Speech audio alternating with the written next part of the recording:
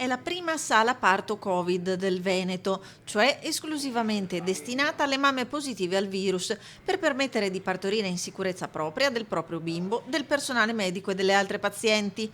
Munita di 4 posti di degenza postpartum in stanze isolate, in attesa della negativizzazione e di un'area di monitoraggio in cui le operatrici possono sorvegliare le pazienti a distanza.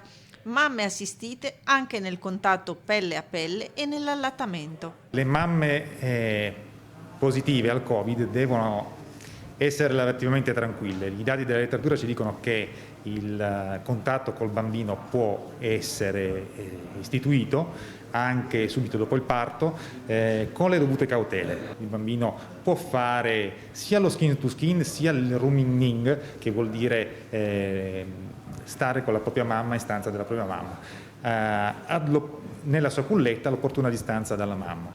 E poi una serie di servizi e dispositivi tecnologici che permettono l'assistenza mirata al neonato. Operare come un pochettino di eliminazione sul neonato, avendo poi da questa parte la fonte di calore, anche sotto c'è la fonte di calore, e una volta chiuso si può trasportare il bambino, che ancora non sappiamo se è positivo, perché è nato di figlio di madre, potrebbe anche esserlo. Un percorso che accompagna la mamma affetta da Covid dal parto al rientro a casa in sicurezza per vivere l'esperienza nel modo più sereno e naturale possibile.